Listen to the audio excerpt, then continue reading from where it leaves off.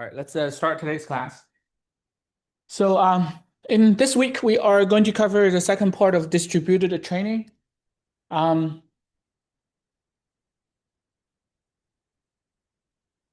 okay, so here is the plan for today's lecture. So in previous lecture, we talked about, all these kind of different data parallelism, pipeline parallelism, tensor parallelism, right, and sequence parallelism. So in today's class, we first are going to talk about, in reality, how they are mixed together and how do we select all these options like at the same time to kind of find the best parallelism for particular model and particular hardware configuration. Then we are going to talk about the bandwidth and the latency bottleneck in the distributed training. And then we are going to talk about ways to optimize the bandwidth, the ways to optimize the latency for the training. Okay, so for optimizing the bandwidth bottleneck, we are going to talk about gradient pruning and gradient quantization. So essentially, in the training, we're transferring gradients over across multiple hosts, right? So we talk about ways to prune them and to quantize them.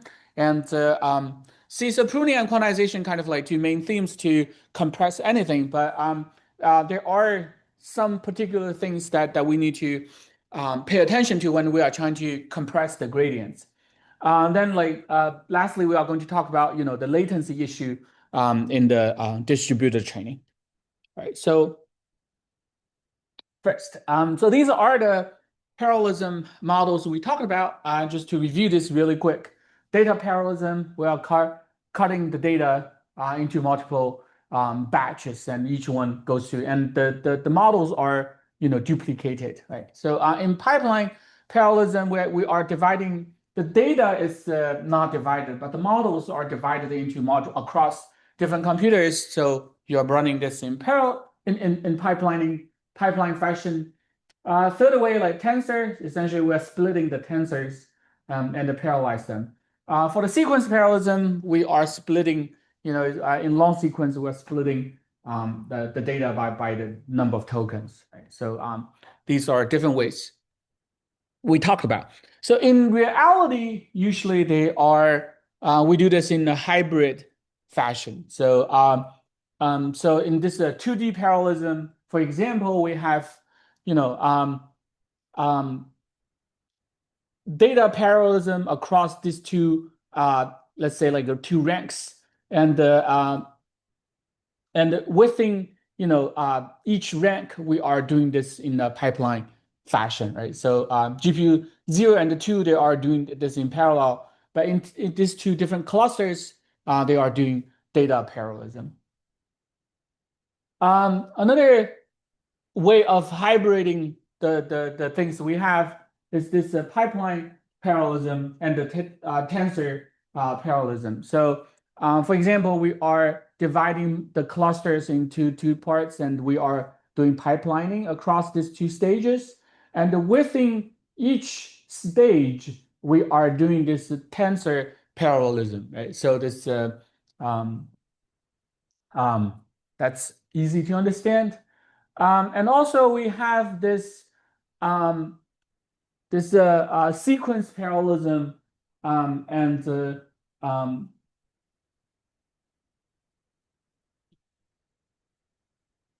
so in this one, this is a very typical configuration we have in which inside a cluster, the communication bandwidth usually is much higher, which for example is 900 gigabytes per second.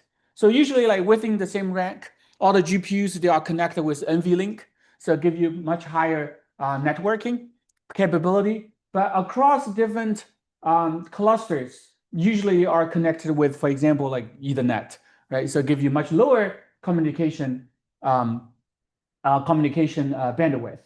So if we were doing just ring, so remember like the ring attention, so you just keep hopping across, exchange the keys and the values, right? So if we are only just doing a ring across all these GPUs, and if we are doing that, the internal link is going to be significantly underutilized, right? Because the whole bottleneck is limited by the weakest link, which is 50 gigabytes per second. Does that make sense? So therefore, in order to kind of solve this problem, so we kind of like different across different node, we call it the nodes or clusters. So across different nodes, we are doing like a ring attention, okay? But with things inside, we are doing this all-to-all repartitioning within the single node. Does that make sense? So in this way, kind of, again, it's kind of the hybrid, right? So this is a 3D parallelism. So we have, well, first of all, this data parallelism across different layer. Okay, that's one dimension. So within a single dimension, if we just look at the bottom GPUs, across like this X axis, we are doing pipelining. Okay, and across this Z dimension, we are doing tensor parallelization. So different pieces that are processing different attention heads. Okay, so basically this is kind of like a data parallelism plus pipelining parallelism plus this tensor parallelism. Okay, so this is a very typical way of doing things. Okay, now these are all good options, right? So we know like roughly those are the possibilities. The question is, if I have a 175B model, okay, have so many transformer layers, I have, well, different data center have different number of GPUs, right? How should I organize this? What is the best way to, how many of them should be divided as like, data parallelism? And for pipelining, how many stages should we divide them to? Okay, and when we are crossing the tensor parallelism, like how many, so how to design all these X, Y, and Z dimensions, basically, given a certain number of GPU, and how do I divide my model, scatter my model across all different these pipeline stages, right? So that's the question that naturally you need to answer if you don't want to like manually try and error for all these different possibilities.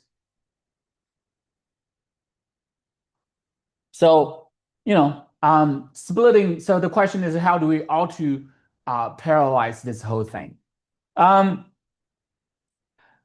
So for a given, computation graph like this, like we have different all these things we learned: the data parallelism, pipeline parallelism, tensor parallelism, how to find the best parallel strategy. That's this work called ALPA, unified compiler for distributed training, is trying to solve. So this is a really interesting work. So trying to pay attention, see if you can follow every step. So for this computational graph, let's say ABC, so we have so many different search options, right? So AB, these two computation units grouped together, or this or this. So these are all different possibility. And then like for across different,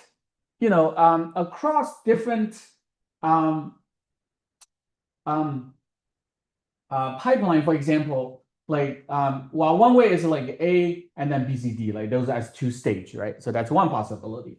But then like even if you do that, but the other possibility is AB and the CD, right? So that's another possibility, and then ABCD, that's another possibility.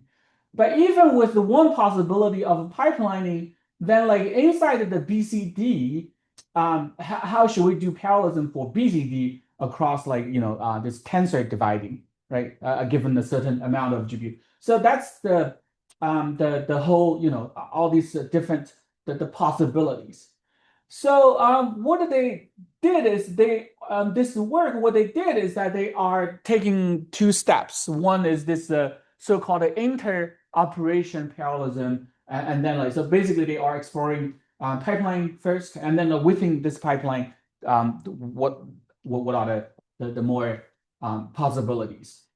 So these are, if you want to do this manually, then like you have to just try all these different possibilities. Let's say like, let's take a look at this computation graph over here. So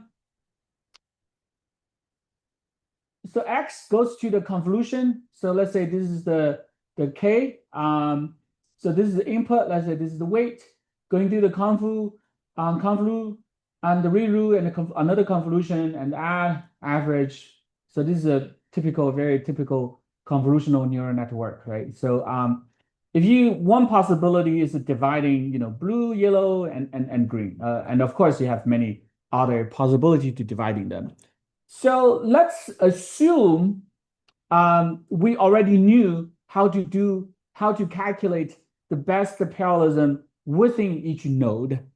Okay, and we are going to answer that question. But now let's assume we know how to do the intra-parallelism. Now, like let's say I know what's the best intra-parallelism for each stage.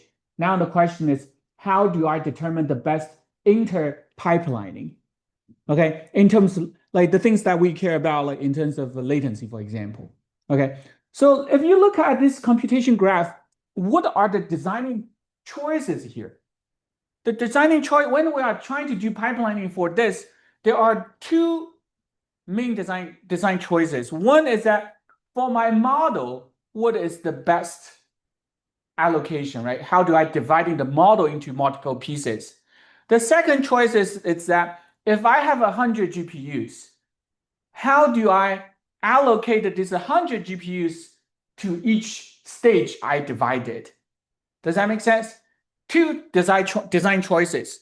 One, for each stage, how many units I should allocate.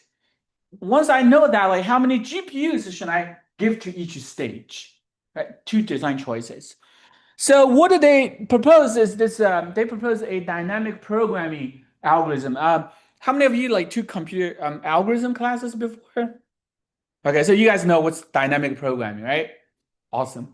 So that make my life much easier.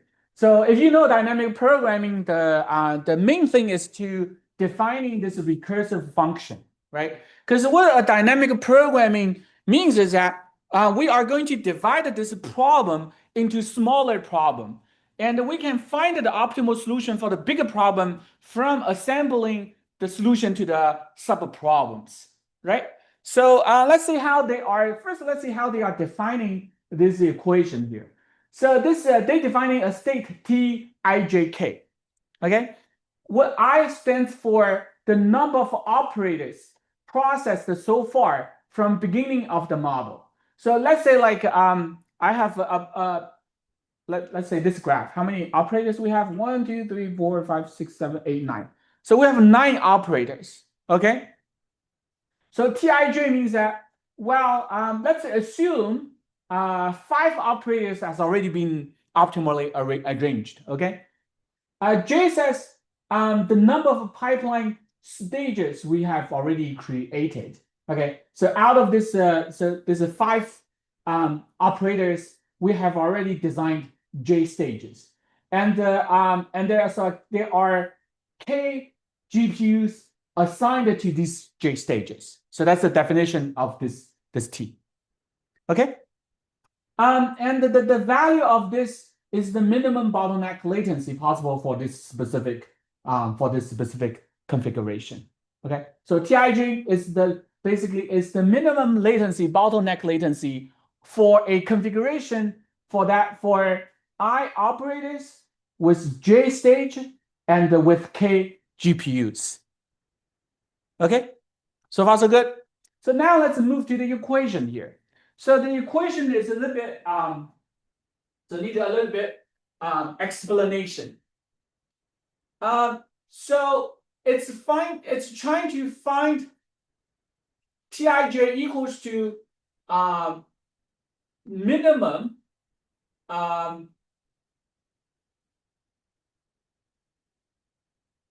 I prime from I 0 to I, K prime from 0 to K. So it's trying to find a I prime and a K prime to divide this problem into two subproblems. Let's say like I'm going to find a I prime to divide this 9 tasks into two pieces. Okay. And also, let's say I have 10 GPUs. So I'm going to find a K prime to divide this 10 GPUs into two pieces. Does that make sense so far? Okay. And I'm going to explore all these possible I prime and K prime, trying to find the minimum. Okay. And for a particular I prime and the K prime, for a particular task dividing and a GPU dividing, the minimum latency, the latency equals to this, to max Ti prime J minus 1 K minus K prime. What does that mean? So that basically says if I'm dividing this I task by I prime, then the previous I prime tasks, okay, it's going to assign J minus 1 GPUs. And I'm sorry. I'm sorry. This let me try to use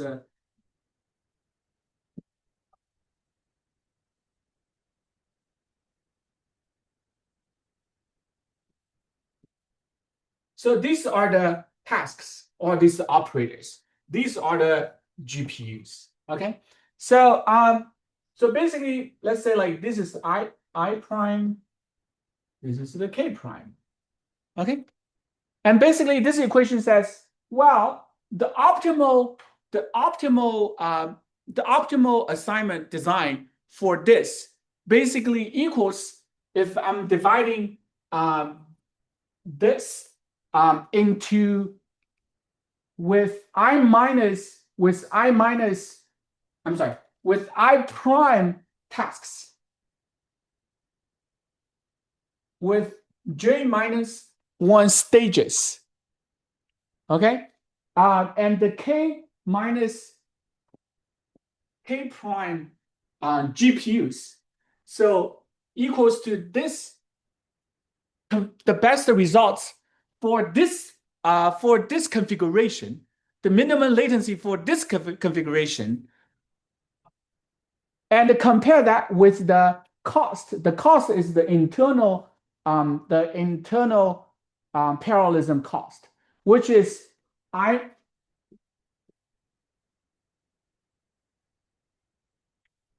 the I prime plus 1, the operator, this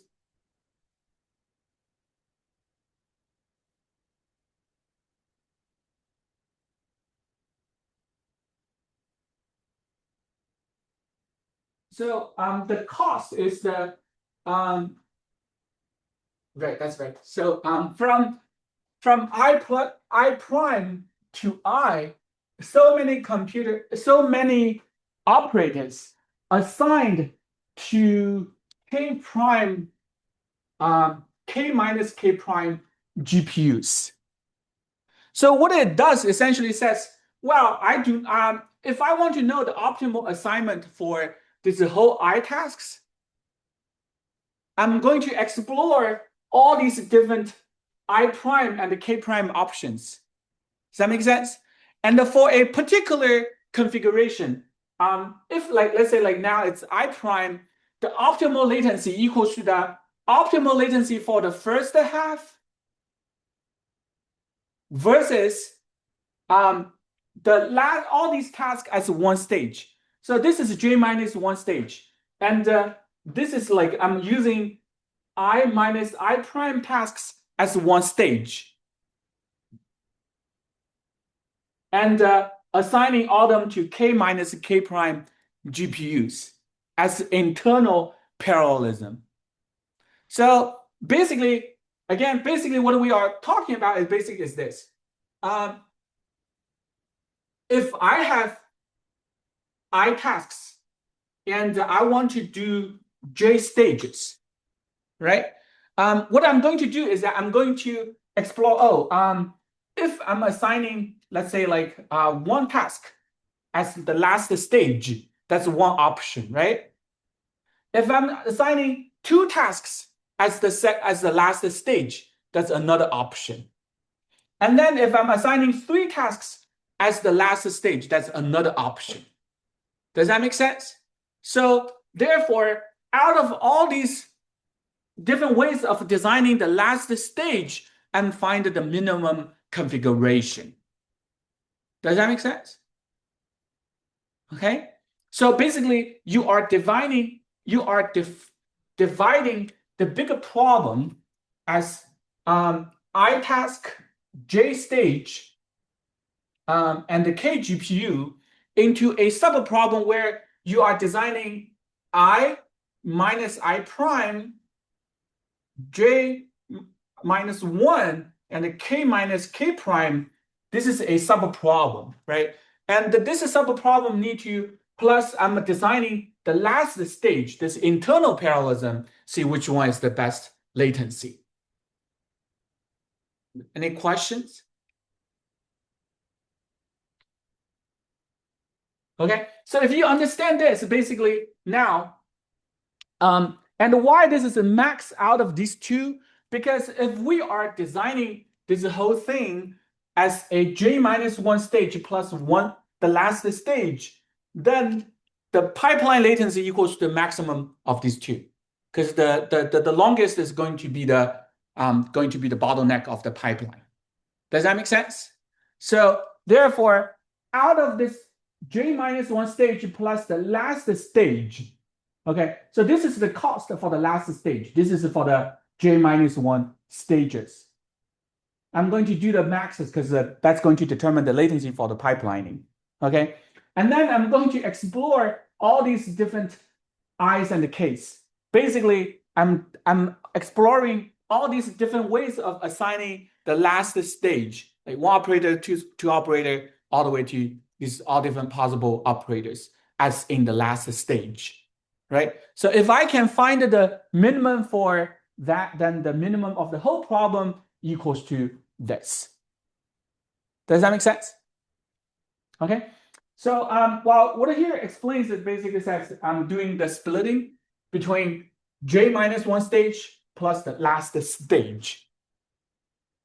Okay. But here, like we are assuming we know how to do the internal parallelism. We assume we know how to do the internal parallelization for this for these I minus I prime tasks into one stage into K minus K prime GPUs. Does that make sense? Some of you looks like a little bit confused. Some of you seems to understand. Any questions? Any questions?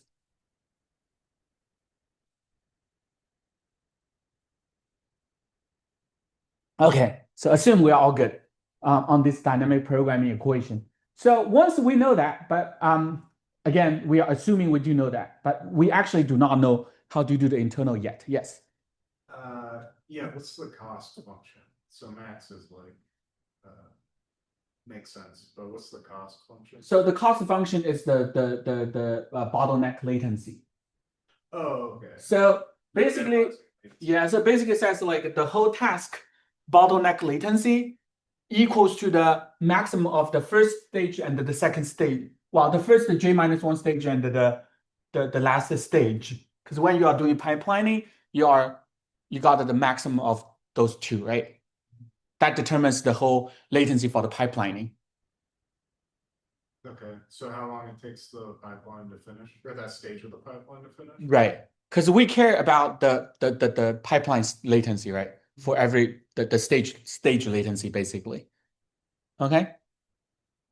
So then, like, well, then how do you know like what's the latency for this, right? So you just keep dividing this problem into a trivial solution. Does that make sense? Yeah, so we minimize the pipeline latency with the cost function, and what are we maximizing? The We are just minimizing the pipeline latency. Oh, that's okay. And the max is basically says, well, once you are dividing this whole computation into j minus 1 stage and the last stage, if I let me find a eraser.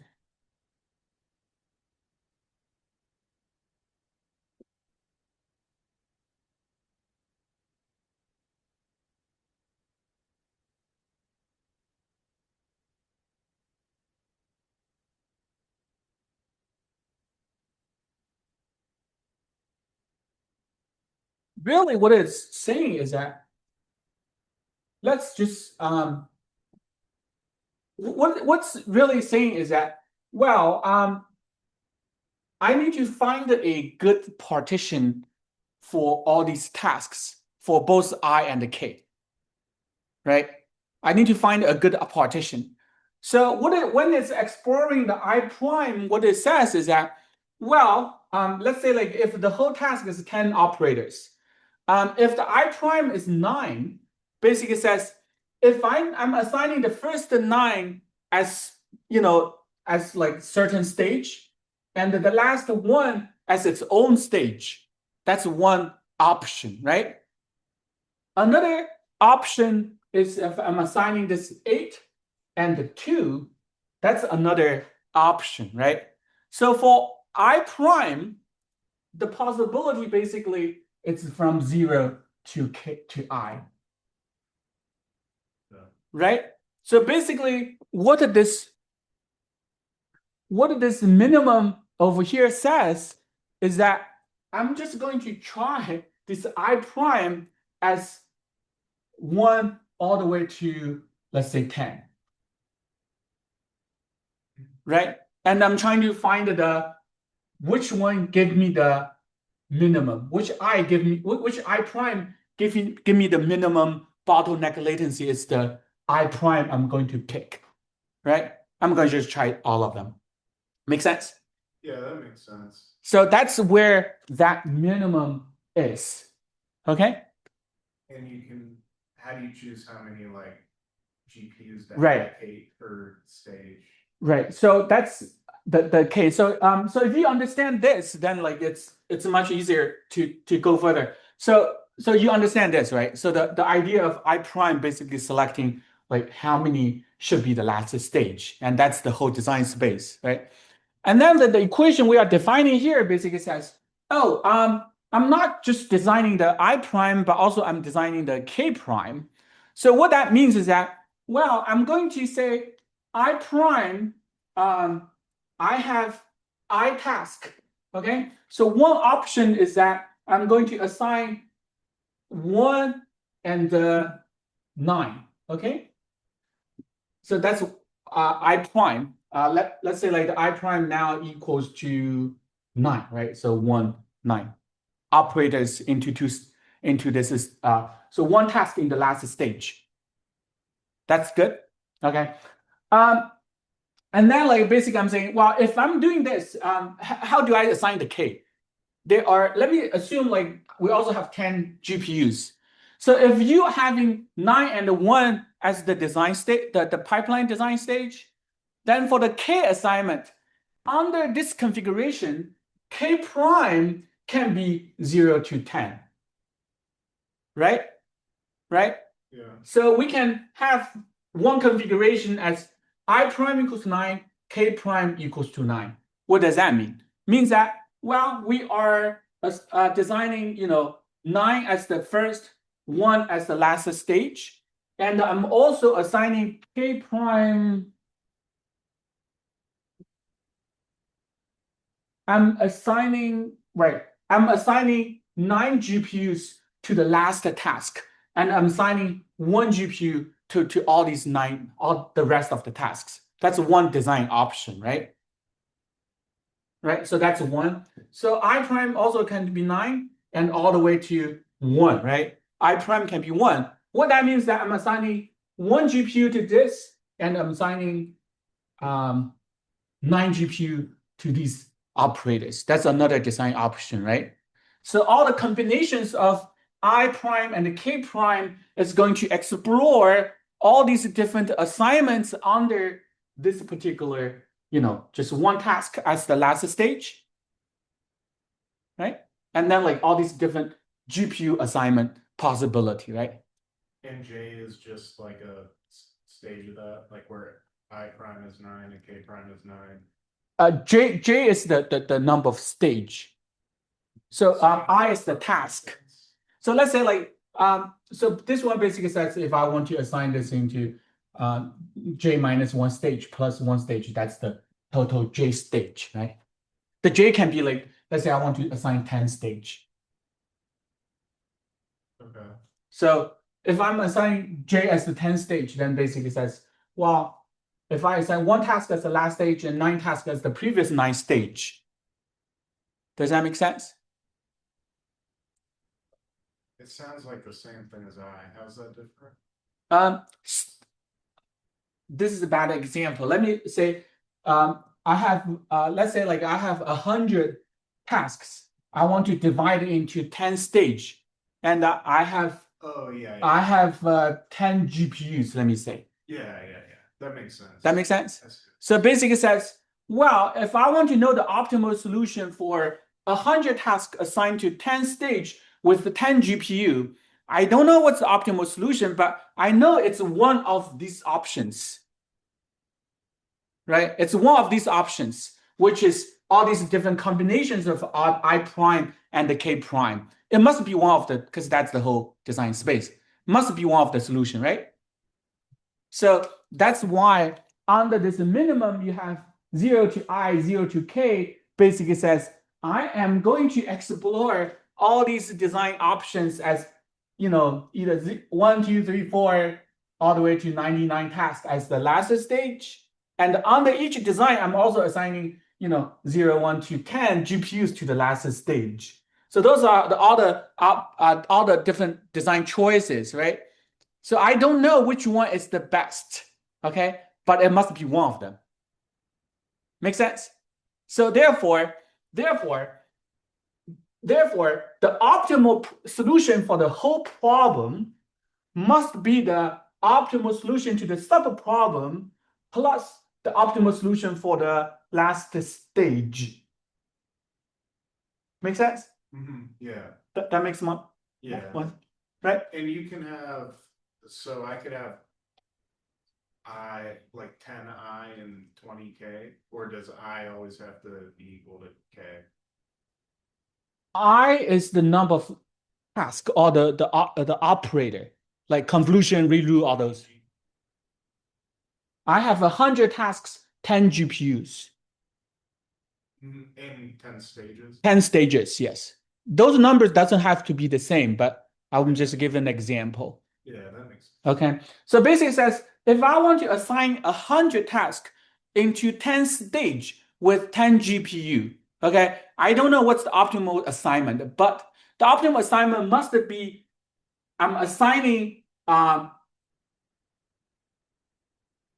this 9 stage optimal solution for the 9 stage plus the optimal solution for the last stage, right? Right. Then like I have all these I and the K prime and I prime. I'm just going to try all of them and see which one is the least, right? Because usually the I and the K, they are just constants.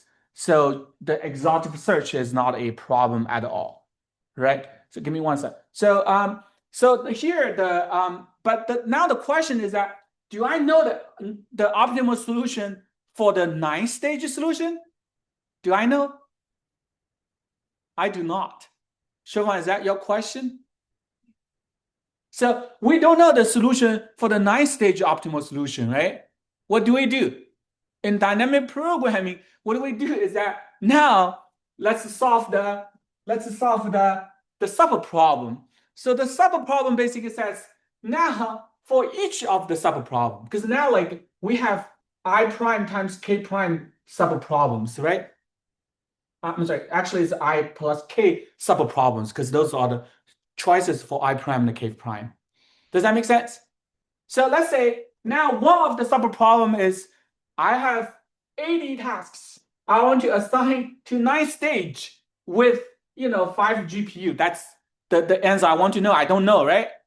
Then for this sub problem, you apply the same equation all the way. Does that make sense? Until you get to the last solution, which basically says for this particular task, and I only have this one stage, what's the optimal solution, which becomes a inner parallelism problem, right? Basically now it becomes like an inner parallelism problem. Does that make sense? So this whole recursive equation has to be built up on the assumption that we know the optimal inner parallelism assignment. Does that make sense?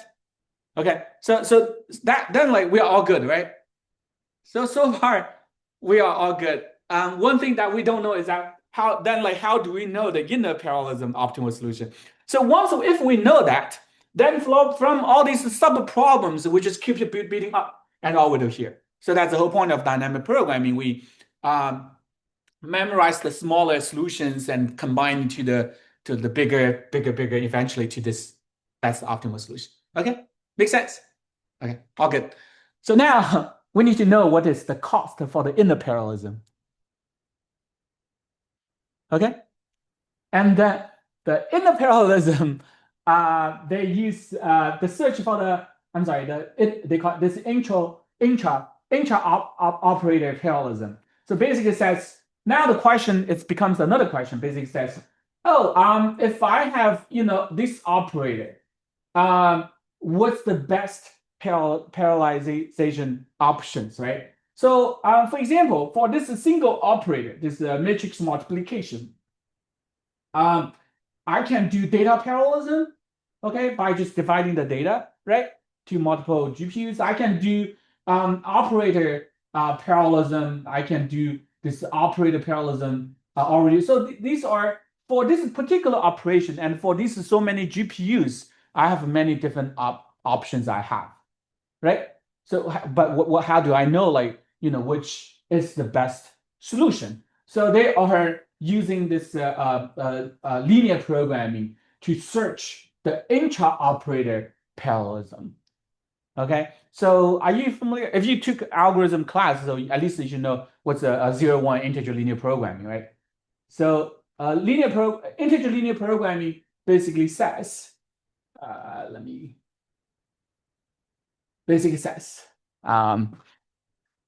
this. When you are trying to do, they are defining this cost of each node as this. ISI, let me see where to. So the cost equals the computation cost plus the communication cost plus the resharding cost between the operations.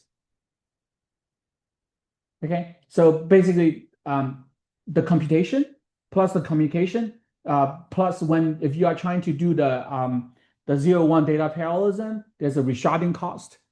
If you remember, the resharding cost is when each node only remembers a part of the weights, like then during the inference, you need to communicate the weight to do that, right? So those are the cost for the whole computation. Okay, so they are designing this cost as this. So we want to the objective for the integer linear programming is minimize the total execution time. The goal is find a sharding specification for every operator in the computation graph, such that minimize the sum of the local execution cost plus the cost of moving the data between the operators. Okay, and how do we defining the cost? So first, let's see the computation cost. Okay, so what's the computation cost? The cost of node equals the time it takes to run operator I using sharding strategy Si. This includes computation time and any internal communication, like all reduced for partial sums. Okay, so that's one. The cost of the edge is the sharding cost because it's the communication because of the resharding. So if operator I outputs a tensor sharded by rows, but operator J needs it sharded by columns, we must pay a communication penalty to rearrange the data. Okay. And then like we have this decision variables. To turn this into a linear programming, we are defining binary variables 0 or 1. So xis equals to 1 if the operator I chooses a strategy s and it's 0 otherwise. Okay. The edge variable y equals to 1 only if operator I using strategy si and operator j using strategy sj. Okay, so those are like the choice variables.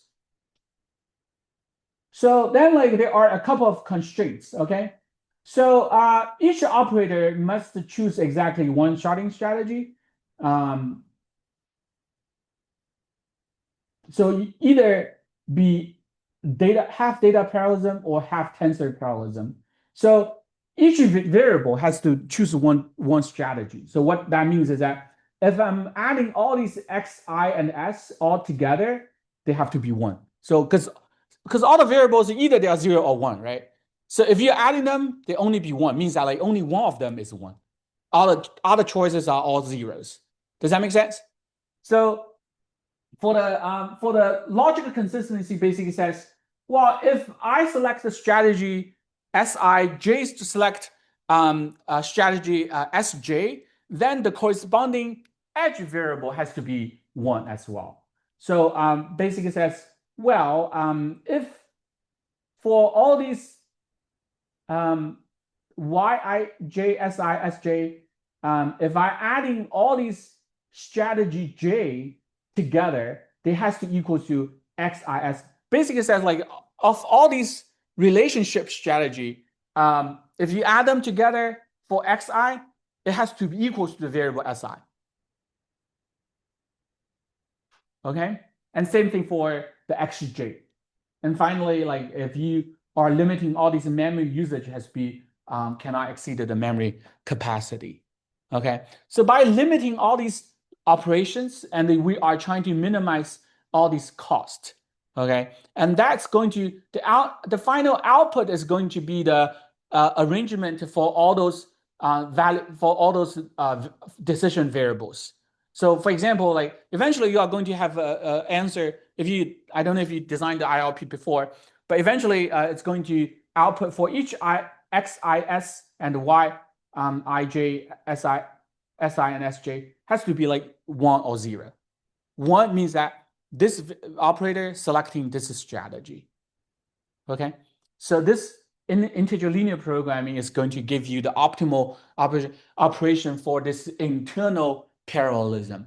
So the problem for ILP is that like this is a NP hard problem. So the runtime grows exponentially.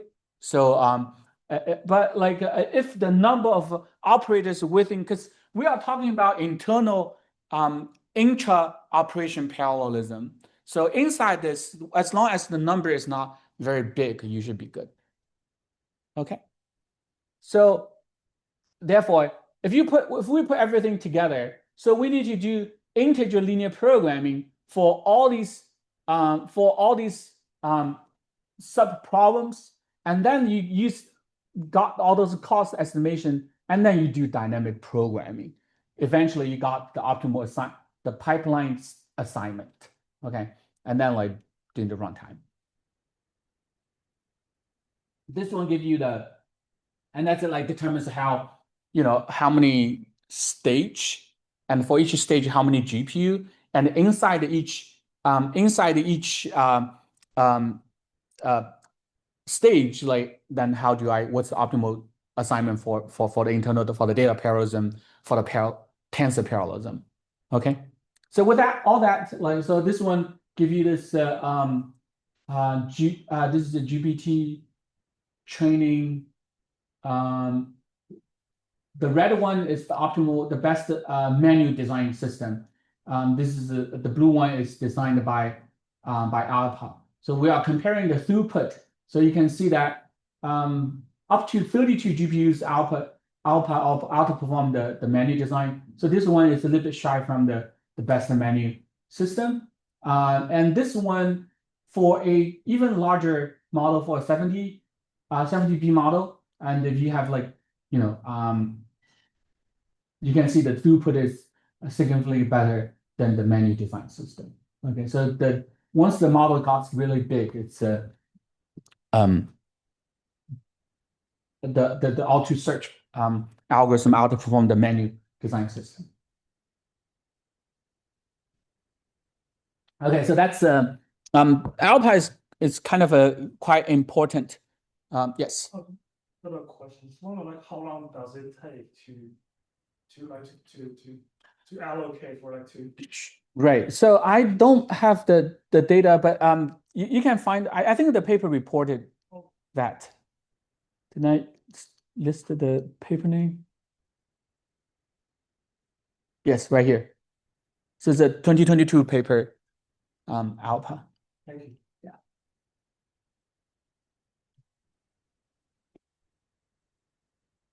All right. So next, let's talk a little bit about understanding the bandwidth and latency bottleneck of the distributed training.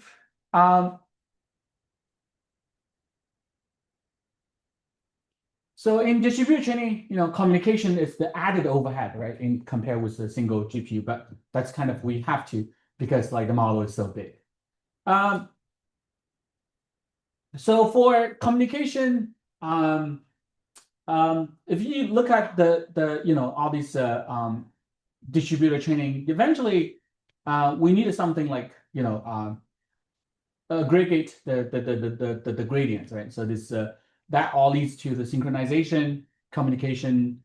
Larger model needs a larger transfer size, and also needs more training nodes, more communication, longer latency.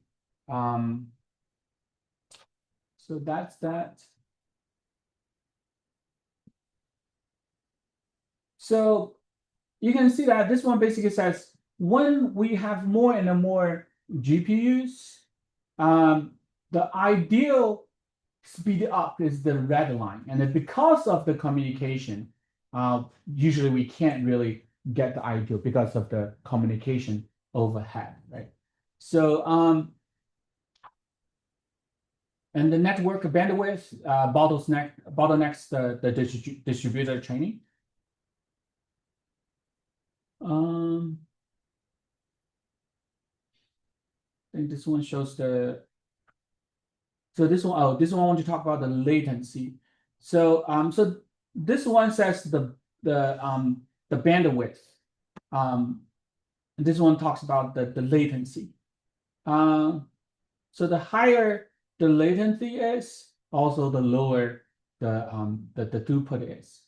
And this latency, like this one, if you are just training the whole model within a single rack, you can see that you can got very good throughput. But even like once you got in the same data center but with different rack, you start to introduce this networking latencies, right? And you start to see throughput reduction. And if you add to wireless connection and like even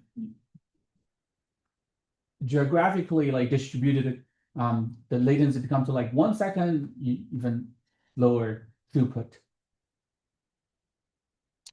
So to address the bandwidth and the latency problem, so two ideas. For the bandwidth, basically we need to reduce the data got transferred, so data compression, right? So they talk about gradient pruning and gradient quantization. Those are two options. For the latency, it's not about how much data you're transferring. It's like even for a single data, you need to take a much longer time to transfer. So that's a different problem, right? So, and if you think about it, when we are, I have a graph. Yes. If you look at it, the bandwidth and the latency, they are two different problems. For the bandwidth, basically says, well, this road is not wide enough. right? And all the data is more than the width of the road, so I need to wait, okay? Because I can't go all at the same time. But latency basically says, even if your road is really wide, but if the parameter server is very far away from the worker, like across the globe, right? And then like, even though the road is very wide, it takes a long time to travel the road, right? So those are two different problem. If the road is not wide enough, means that like this data need to multiple rounds to transfer. So that makes the whole training slow, right? If the road is very long, means that like even the road is wide, but still for even a small tiny gradient, it takes a long time to communicate it. That also makes the whole training very slow, right? So those are two different problems. That's why they need a different solution. So first, let's talk about for the width, what do we do? For the width, what do we do? So gradient compression, so pruning and quantization. Okay. So this one gives you the vanilla training. So the model, the local gradient, the local replica, and then I push the gradient. For the gradients, the communication, either pruning or quantization. So let's talk about we have been studying pruning and quantization for such a long time. But let's see like what are the unique things that we need to worry about here why not just simple pruning and quantization using all the techniques we learned so far. So first, for the gradient pruning with local gradient accumulation, one easiest way to do the pruning is that I'm going to just send the top K gradients by the magnitude. Okay, because the intuition is that the smaller gradient doesn't change the model a lot, so we don't care. Okay, so but but the problem with that is that, well, even though when we are doing the training, we are doing multiple rounds of training, right? Even if the gradient is very small now, it might like accumulate across multiple iterations, becomes a big gradient. If you simply just discarding all those small gradients, that's going to cause a problem, right? So what we do is that, well, for every round we only sending the top K gradient, but for the smaller gradient, I'm not discarding them. Instead, I'm just accumulating on my local server. I'm not sending so right here. So for the bigger gradient, I'm going to send it over to the parameter server. But for the small gradient, I'm going to keep local. I'm not discarding them because they might accumulate across multiple training iterations, become a bigger gradient, right? So therefore, the residual, the delta, is going to be kept in the local worker. And then like next time when I'm training, I gotta accumulate another version of the gradient. They might grow bigger and eventually be qualified to send it over to the parameter server. Does that make sense? Okay. So therefore, the residual is going to be kept. Okay. So gradient pruning with local gradient accumulation, only send top K. Keep the unpruned part as the error feedback. Improve the training speed. Okay, that's good. That's a very small scale, and you can see that for like a small network like a Minister, you can drop a lot of the gradient.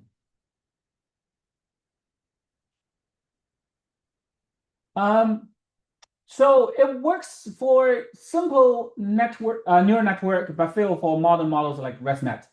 Why? So this basically shows that for ResNet 110 on CIFAR 10, if the baseline is this, the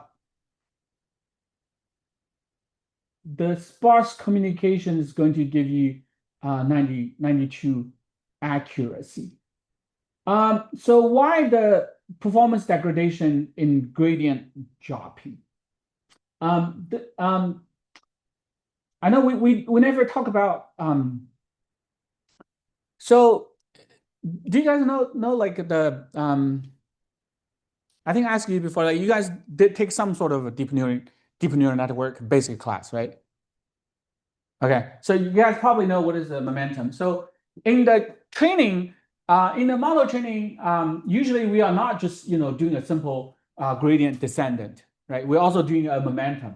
What that is basically says momentum is extension to the gradient descendant useful to overcome local minimum and oscillation of the noisy gradient. It's widely used to train model deep neural network in all these. Let me see. I think I have a nice picture somewhere to explain what is the momentum.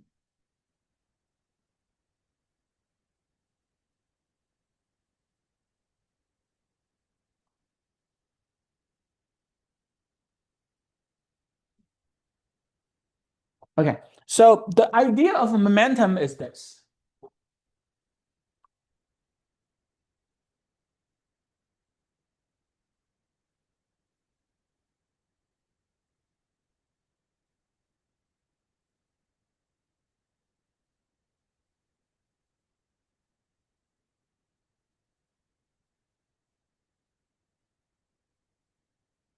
So let's say like when you are training the gradient, if you are stuck in a local minimum, local point like this, and if you are just keep doing the gradient descent, you might get stuck here because once you are pushing the gradient over here, the gradient is going to push you down, right? So you are going to oscillate in this local minimum. Does that make sense? So that's the problem with the gradient. So what the momentum basically says?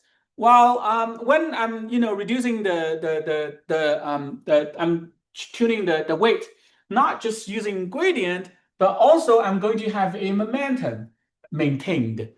Okay, so what that means is that if I'm like falling from this top of the hill up here, there's a momentum to push that direction, right?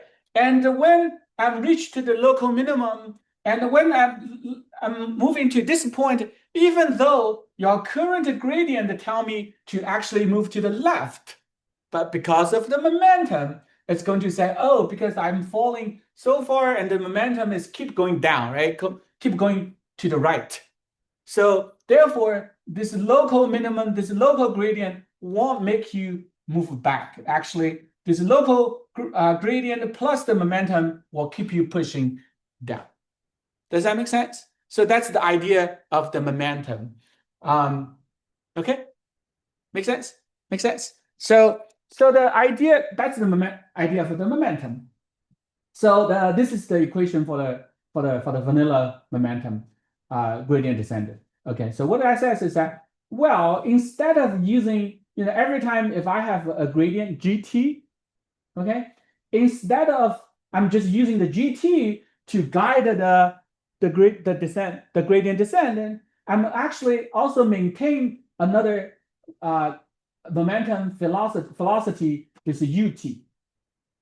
Okay, and what is UT? UT actually is based on this UT minus 1, which is the momentum I accumulate before.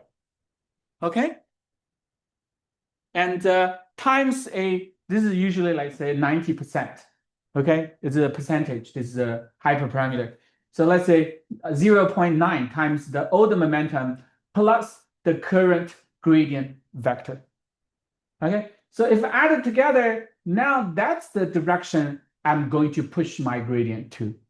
Okay, so just like this idea, if the momentum is this way and my current local gradient is telling me to push that way, so that and that will telling me that I'm pushing the gradient this way. So this helps me to overcome all these local minimums. Does that make sense? Yes. So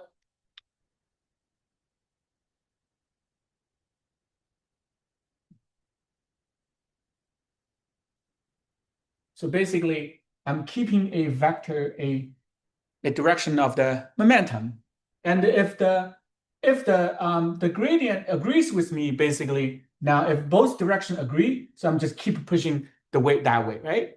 But if it doesn't agree with me, like in this local minimum, and because of my momentum is very big, okay, so that kind of like give me this direction. It's going to, keep pushing me to the right and overcome the local minimum so I can keep it going. Okay, make sense?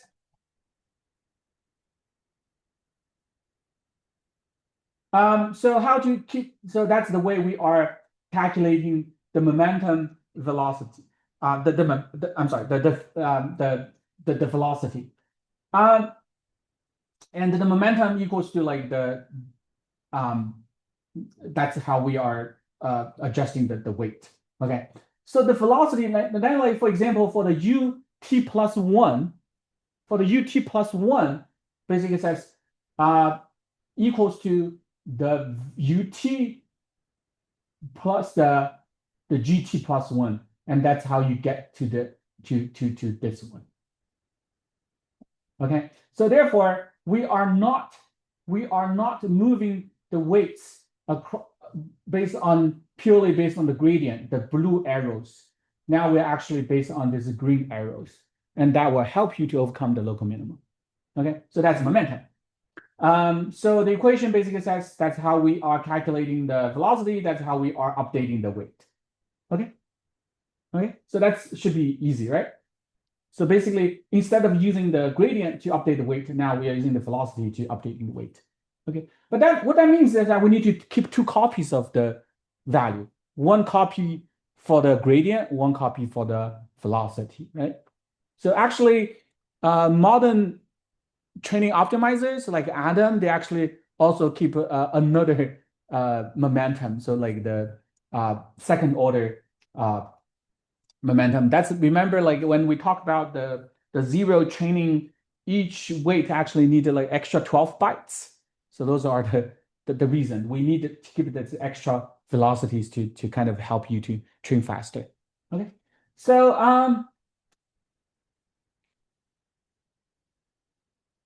okay, so this one basically says how we are calculating this. Okay, so I just explained this gradient, and we got this way. Okay, and then we update to that. Okay. So in the sparse communication, the pruned gradient accumulated in the local buffer. If we directly use accumulated gradient for momentum calculation, what will happen is this. Okay, so this is the original what should be happening. But when we are using this sparse communication, because the G, for example, because the GT and the T plus 1 was not sent, was accumulated in the local buffer. So remember that.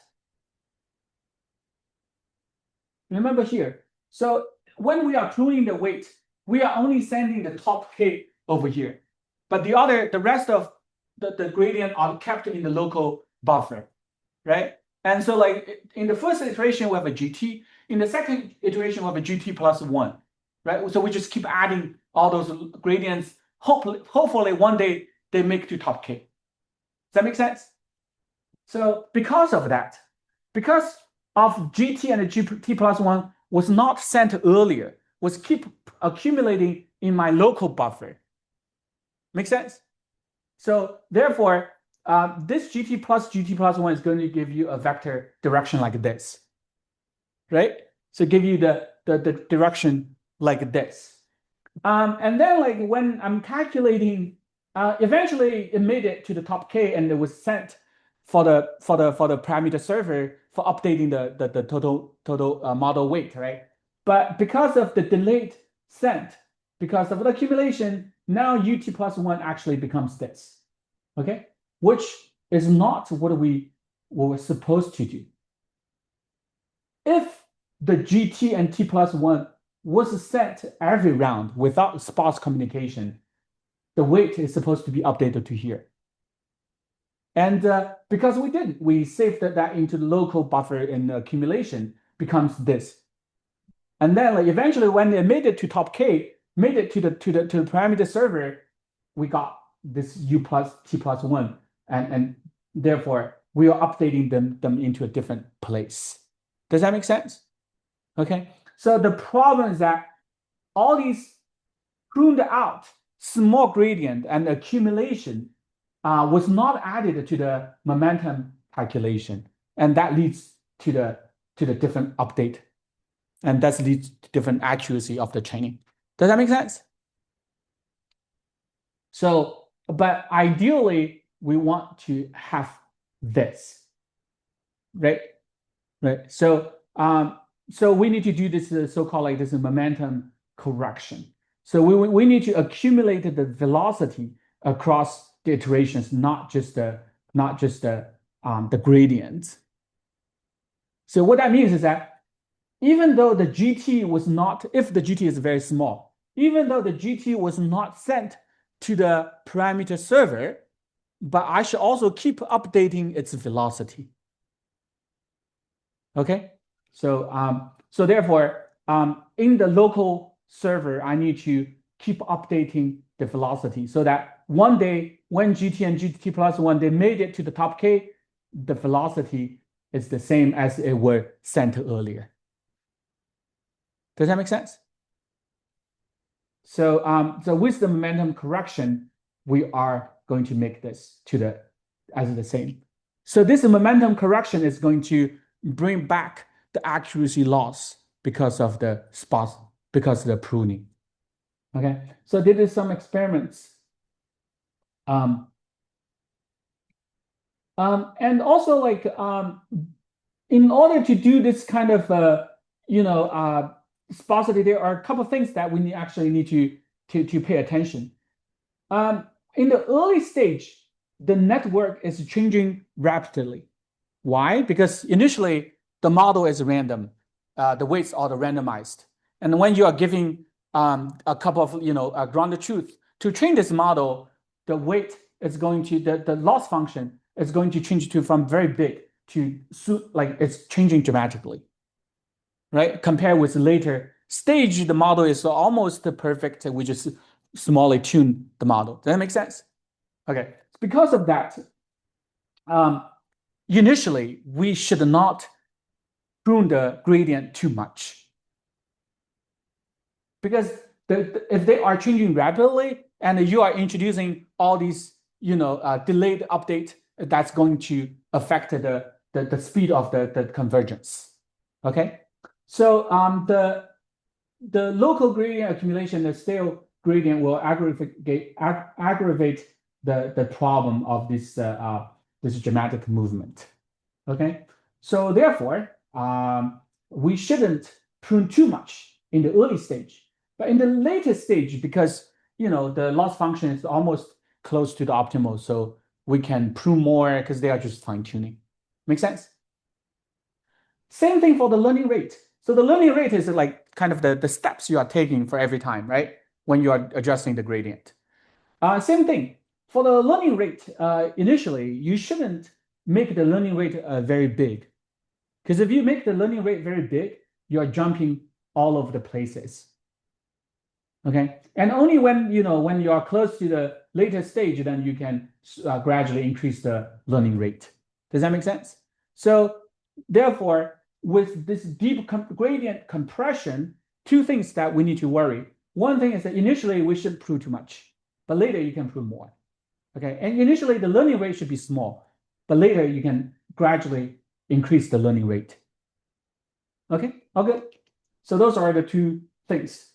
So for the sparsity, avoid a sudden change in the sparsity, exponentially increasing the sparsity in the first several epochs, help them optimize it to larger sparsity. So gradually increasing. So you can see that initially the sparsity is relatively small, like 75%. So you are pruning initially, like in this early stage, we are pruning away like 20. I'm sorry. We are pruning away 75% of the gradients, but later in the later stage, gradually we are pruning like 90-something% of the gradients. Okay, so that's kind of the idea. This one says This compares like, naive gradient pruning, local gradient accumulation, local gradient accumulation plus momentum correction, plus the warm-up training and combining everything together. Okay, so you can see that the baseline is 92% and combining everything together, the accuracy actually increases. So this one, combining everything together, the accuracy, oh, this is error rate, so it's even smaller. This is the accuracy, this is big. Okay, so it's not just improving the training speed, but actually also improve the accuracy. What is this? So this is the top one accuracy. The purple is the deep gradient DGC. You can see the purple is on the top. This is the loss function for that. Okay.